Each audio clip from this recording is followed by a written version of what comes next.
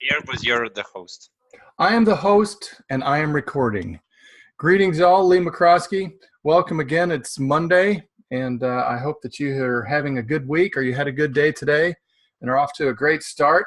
I am excited about this new contest. 20 new clients is $500 in your pocket. So, wow. I'd be looking for those new clients. Let the EAs get your repeats set up. You look at the new clients. 30 new clients is $1,000. So that's what I'm shooting for this month myself. All right.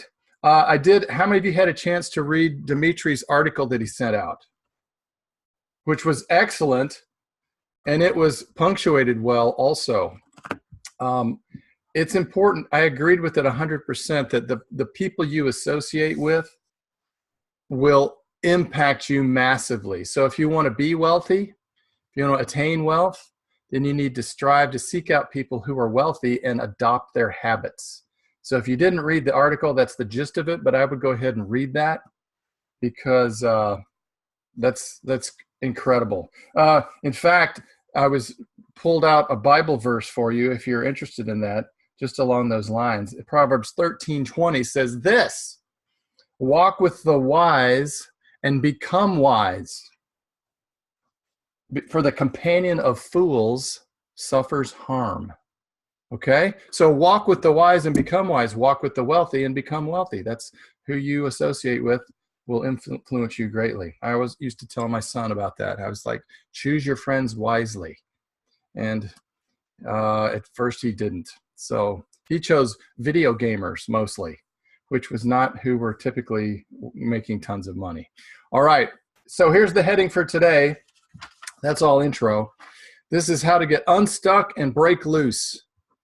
How to get unstuck and break loose. Now, some of you are winning, so I don't want to mess with you a whole lot, okay? Some of you, as I got an email a while back from Katrin, she said, you know, there's lots of folks that are kind of in a comfort zone. So how do we break out of that as leaders? Some people are frustrated with that. Or some of you may be sort of stuck in a zone of feeling average or mediocre, or like, hey, I want to take this to the next level. So we're going to spend some time on that. Some of you new guys, who are new people here? Raise your hand. Yes. Bernice can see. Yes, look at all the new people. Some of you are on an emotional roller coaster, right? Which means emotionally, I should have my graph here. Here's a graph. You go like, I made a sale, I made an appointment, yay! Oh, I failed, I had a hard day, yay, I made an appointment. And you're kind of like, woo, up and down emotionally, depending on how you're doing statistically. Well, what we'll talk about today and some of the questions I'll share with you may help you reduce the amplitude of your emotional roller coaster, where it's less of a coaster and more of a gentle ride. So if you're doing well, here's what I want you to ask yourself, okay? So if you're in this category, or if you're sitting next to someone who starts writing, you'll know that they're doing well, all right? So ask yourself this: how am I doing this?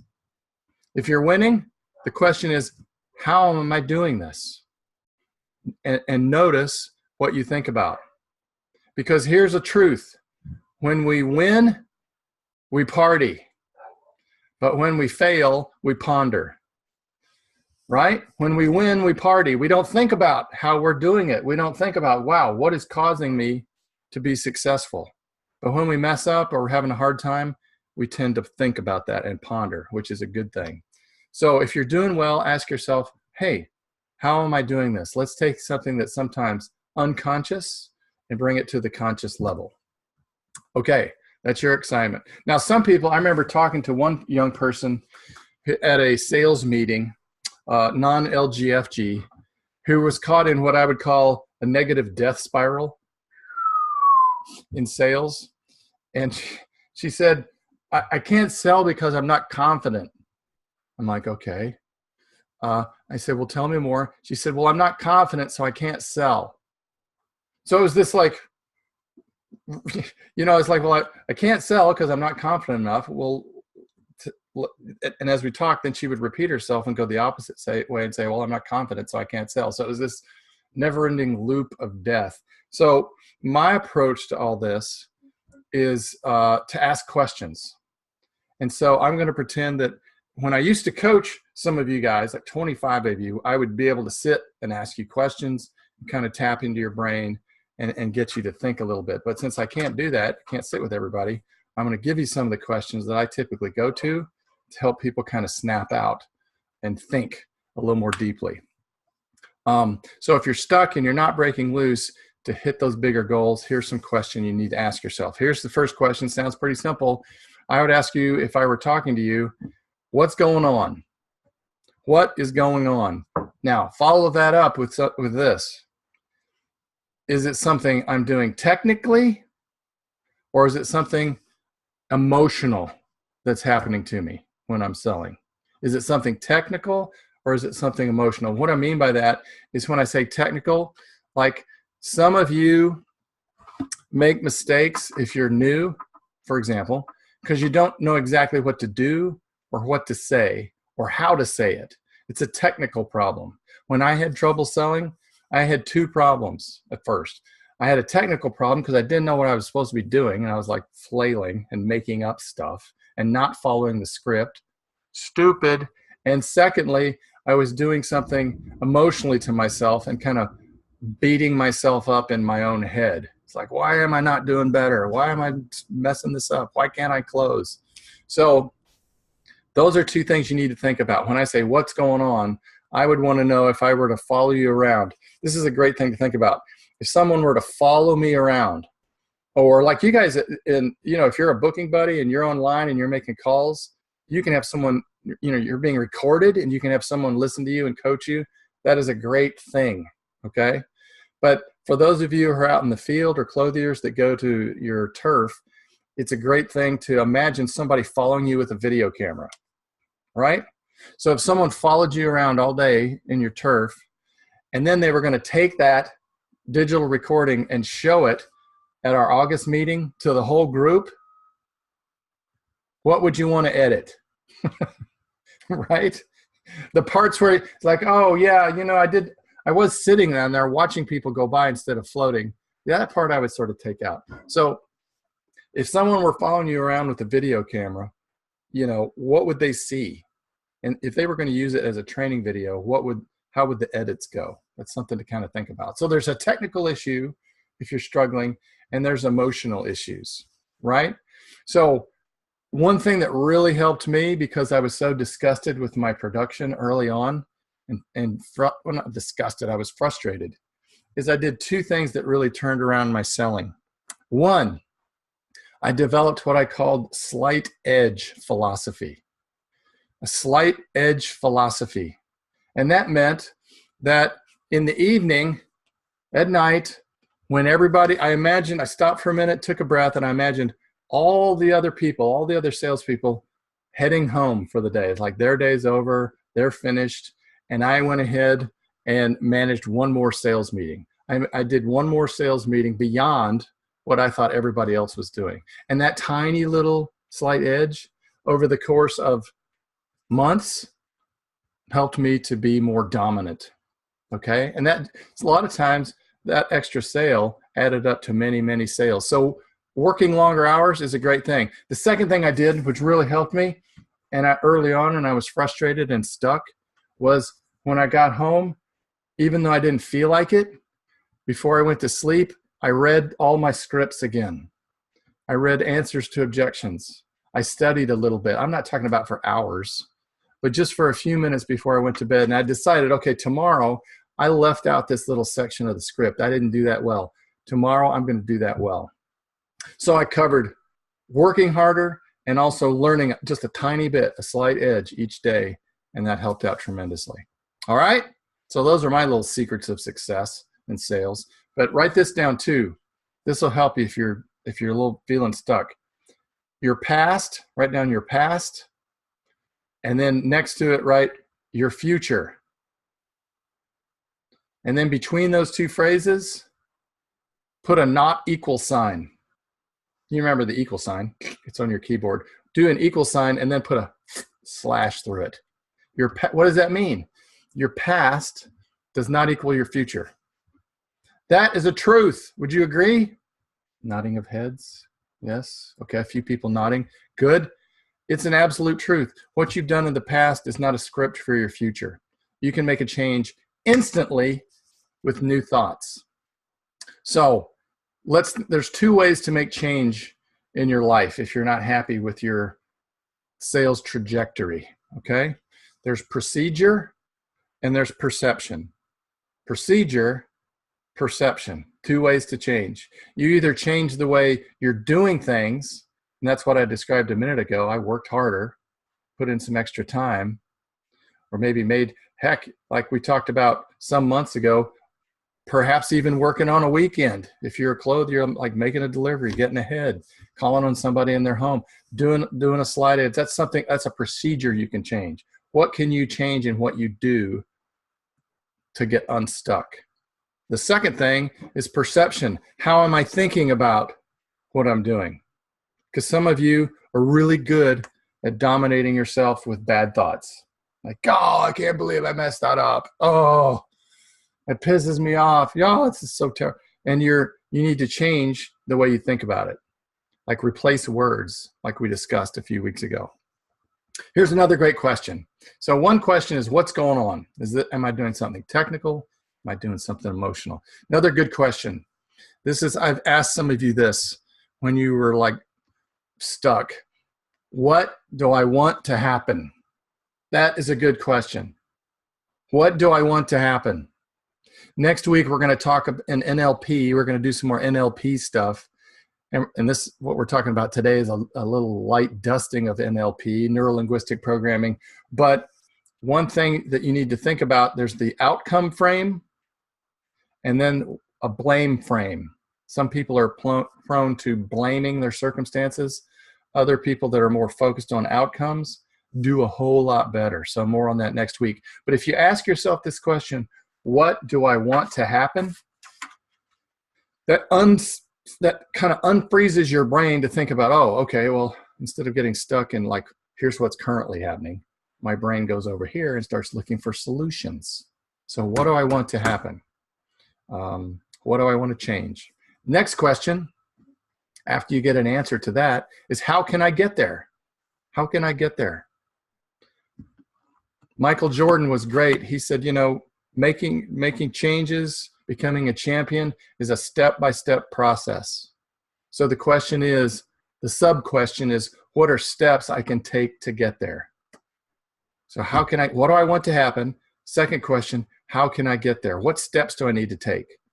And for you guys, you may need to just sit, if you're a booking buddy, you may need to sit and listen to someone who's good at it and go, wow, okay, there's a difference between what they're saying and their tone and their attitude and what they think about and what I'm doing. Or if you're a clothier, you may need to follow somebody or observe them. Or like we suggested, I think it was Dimitri suggested on an earlier call, talking to a top producer who has gone through what you're going through. And they can say, okay, well, here's what I did mentally to change things. So the fastest way to make change in your life to get unstuck is to model someone's behavior that's doing what you want to do. And you can make that change once you see it. Okay? Hope that makes sense. I guarantee this, that if you're sitting there envying people like, wow, Chenda, man, he's a superstar, or Jorgen's always up there, or, all the big hitters, all the partners that you look at, we see their stats. You're like, I wish I could be like that. I wish I could.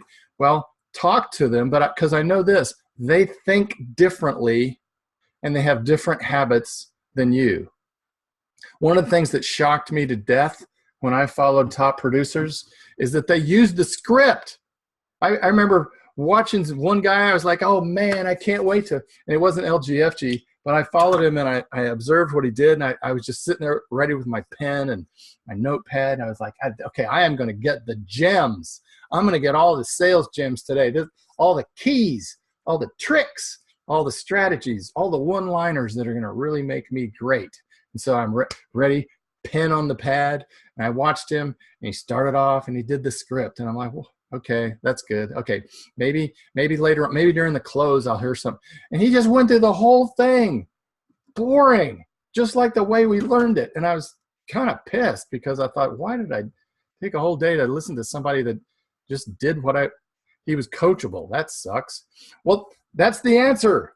So if you follow, that's a good thing to follow people. But I guarantee this is my big point, that people that are top producers think differently. What's going on in their heads? They react differently to problems. They get perspective quickly, which is what we're going to talk about in 1 second. And they do different things mentally than you're doing. And if you're like, well, I would just like to download all that and instantly be better. No, part of the process is you have to suck for a while. Okay, so write that down. It's okay to suck, parentheses, for a while, parentheses. Okay, for a while. It's okay. It's part of the process, so don't worry about that. Okay, here's another question. So I've given you few questions to think about. What do I want to happen? How can I get there? Do I need to follow someone? Blah, blah, blah. Okay, here's another question. What am I doing well? What am I doing right? Actually, that should be correctly. What am I doing correctly? What corrections do I need to make? So what am I doing right? What do I need to tweak? Because that'll turn your brain into noticing tiny little differences that make tiny little, it's what I call getting clarity. And some of you that are stuck, you need to catch yourself doing things right, because all you're noticing is what you're doing wrong, right? Yes. You're really good at catching. You're just like, oh, I messed that up, and oh, I blew that. I should have said that, and oh, I forgot this. Okay?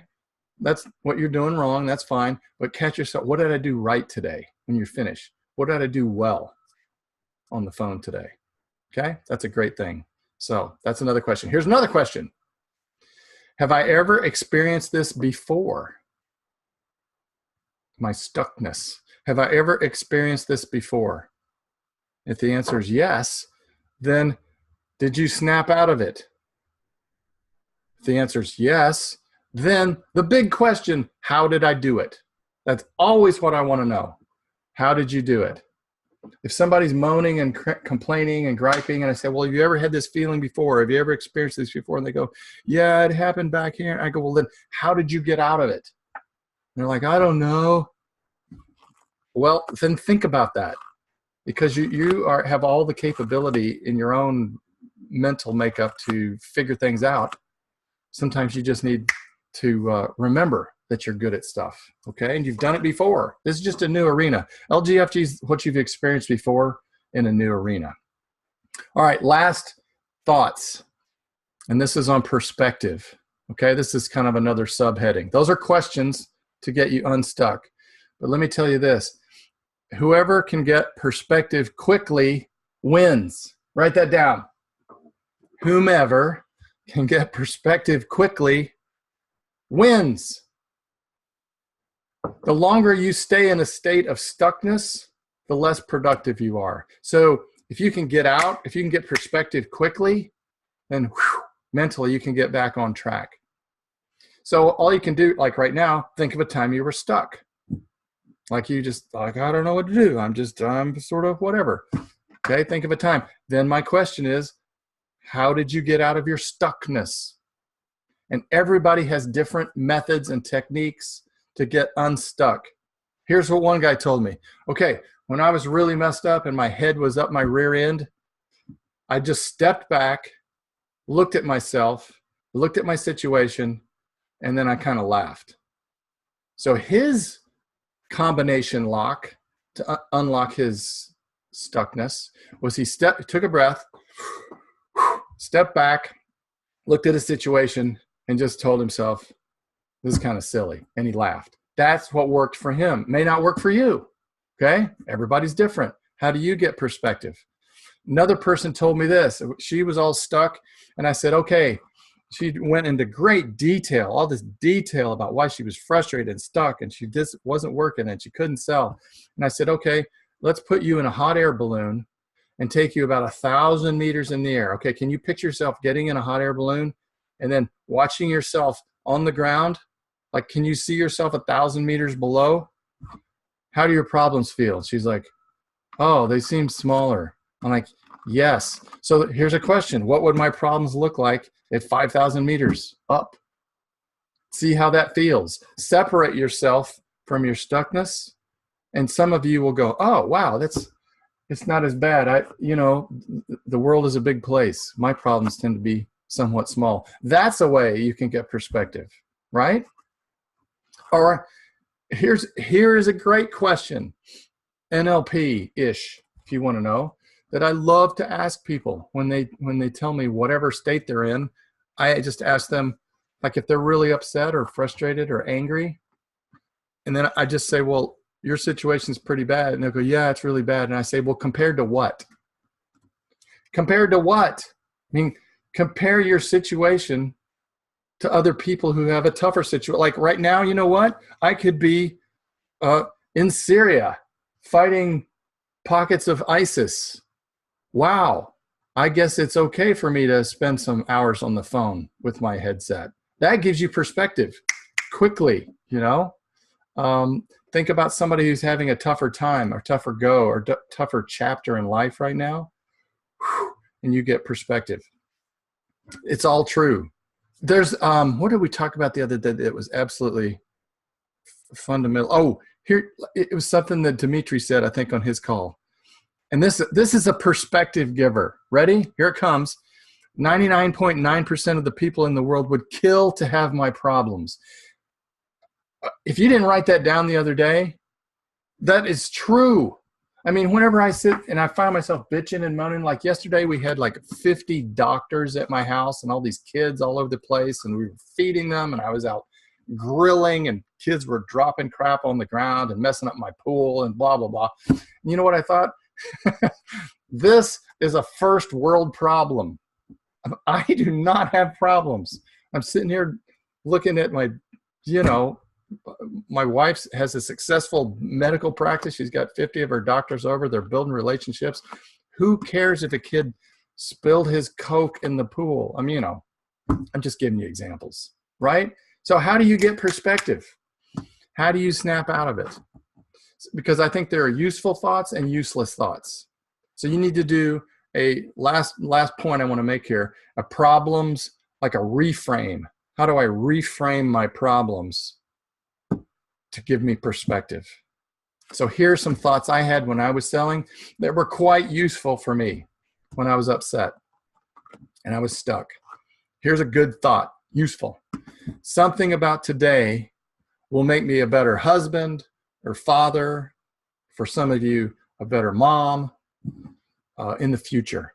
Something that's happening about this frustrating circumstance is making me a better person today. And in years much later, I'll appreciate this. So something about today will make me a better husband, wife, father, etc., boyfriend. All right? So that's one big thought. Here's another useful thought. This is a good one. Very helpful to me. 5 years from now, will today really matter? It's kind of the opposite. So 5 years from today, will all this suckiness that I'm experiencing, will it really matter? Will it? And then I thought to myself, no, I probably won't even remember today 5 years from now. So that was like flipping it on the head of the first one. Here's another thought I had that was useful. I'll give you a couple more. When I was just at the end of my rope, selling, really mad and watching other people do better than me, or I went through how many of you have had a particularly bad week or day where it was just like everything, Murphy's Law, okay, good, a lot of hands. Murphy's Law, everything that could go wrong went wrong. Then I told myself, this will make a great story sometime at the next meeting. Isn't that true? How many of you gone through terrible experiences? Well, not terrible, but frustrating circumstances, and then it turned out to be a funny story, and yet the next meeting you shared it and everybody laughed and you had a beer and all was well. So I always told myself, today's going to make a great story. Okay, that's a perspective giver. All right, so those are just some thoughts that help me. Those are useful thoughts. I tried to replace my useless thoughts with more useful thoughts to give me perspective, and that helped me snap out of it. All right. If you're interested in something like, well, how do I take this call and actually do something with it? What can I do? Well, there's a great website that I always enjoyed called unstuck.com. You're like, well, what's that for? Well, when you're stuck, you go to unstuck.com. And it gives you choices. It's kind of multiple choice. It's kind of fun. It's like, well, is this a career problem or a personal problem? All right. Is this now a relationship problem or a task problem? And it kind of walks you through different, gives you answers and gives you good articles to read. So if you're getting stuck, go to Unstuck and get unstuck. Okay. So there you go. That's all my ammo. I just shot it today. Some good questions to ask yourself to get perspective, to help you analyze, what am I doing well? If you're winning, how am I doing this? And then if you're not, what's going on? Is it a technical problem, emotional problem? What do I want to happen? How can I get there? Who do I need to talk to? And then reframing. Next week, we'll talk about the outcome frame a little bit more in detail. Okay, anybody have a good story or an interesting example or something you'd like to share or some sort of validation for me as a person? Okay. Everybody's like, well, none of the above. Okay. You guys want to hear a funny story or not? It's too much already. Let's take a vote. If you want to hear a funny story, raise your thumb up. You can say no. It's cool. And if you don't want to hear a funny story, put your thumb down. Okay. Everybody's up for a funny story. You guys, a funny story. This is I was telling the story to Mama earlier about my first 2 months selling suits, and you know, anybody have a really hard time if you're starting? Like raise your hand if you had a hard time when you started, or you're having a hard time when you started. It's just hard. You know, it's this sucks, and that could be a real blessing, right? Because Edgar was there when I first started selling suits, and Riva will connect with us as well because we had some customs issues. And so my first 2 months, I did pretty well, which you think is a good thing. But you guys remember your orders, your first week that you took, your first ever meetings, how those worked out when you delivered them? And the guy ordered pants but got shorts, or you know, he ordered long sleeve shirts, but they kind of turned out to be somewhere between long sleeve and short sleeve, right? You guys ever had that? And I've, you know, or I had the tiny shirt. I had one shirt come in. It was probably about this big. It was the size of my phone. Something went wrong in the measurements, and nobody caught it because the proportions made sense. Here's your tiny shirt, sir. But the funny story was that we had a lot of customs issues, and I had about $130,000 worth of orders in my first 8 weeks. So and that could be that's amazing, and Edgar remembers it, but it wasn't, because it was $130,000 worth of orders with me not knowing how to measure at all. So, you know, you're oh, I had a couple of remakes. I had a year of remakes. And to compound the problem is we couldn't really import things because the border, the customs weren't really ready for it, you know. Customs was what are these suits all going to the same place now? So stuff was getting stuck so everything was late. And then when it came, it was 8 inches too short in every department, right? So there was the compound of that. And then also part of the problem was that eventually when we did get stuff through customs, I had to go and sew labels on it, personally on the product. Literally they're oh, the label's wrong. You have to sew a new one. So I would, a schmuck, would go there and just sewing labels on while the officer then would walk by quite arrogantly and pull the label to see if the label would detach. Because if it would, then I had to resew it.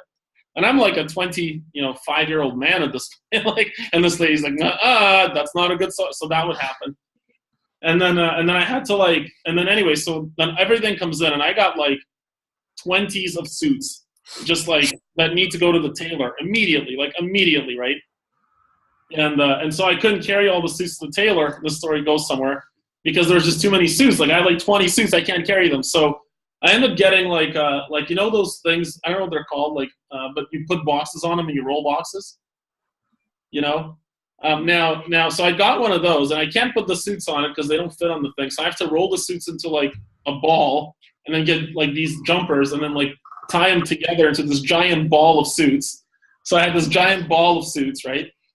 And wouldn't you know it, I'm rolling a giant ball of suits all strung together with stretchy across the street when a client is right, and I'm standing next to a client, and he looks down at this giant ball of suits. And this is a client waiting on a suit, you know? And he's oh, hey, Dimitri. I'm hey, Bob. He's what's that? And I don't even know. I'm oh, that's my machine. And he goes, what is it? He goes, what does it do? I go, Well, it rolls down the street and it loses clients like you. It was a pretty big giant ball of just like losing, like just alteration ball, like just rolling to the tailor. Which I don't think he bought again. But we treat you right. But the moral of the story, and at the time, it's so funny today, like thinking back to it. But at the time, getting 8 angry emails a day from guys that are like, you told me this would fit, and like I can't even like get my head through the neck on this thing. Like, at the time, it was very scary, and it was very disheartening to have remakes and all that stuff. But now, from 5,000 feet away, it's very funny. Yeah. Excellent. So just entertain me, pretend to laugh. No, that's a great story. How many of you have perspective now? You're like, wow, I didn't do something like that. I'm a winner. Okay, that should give you hope that you didn't have to experience that. So that works on. Do not roll your suits into a giant ball. Exactly. Strap them to a box thing on wheels, and then just wheel them across the street for everybody to see your incompetence. Yes. So that gave many of us perspective. So thank you for that. That's a good story, and it helped us laugh. So my question to you, and I'll put this in the email with the recording that goes out. My question to you is, what thoughts help you regain perspective when you've lost it? How do you, and that's a great thing to talk to your office mates. How do you get unstuck? Like, what's your methodology? And most of you are like, I don't know. Well, think about it. How do you do that? And if one of you says, well, I just get drunk, that is not a good answer. Okay. That's the only answer. It's not, I won't let you have. But how do you get unstuck when you have a problem would be a great discussion. Okay. So next week, more on the outcome frame versus the blame frame, and we'll take it from there. Remember, 20 new clients, $500. 30 new clients, $1,000.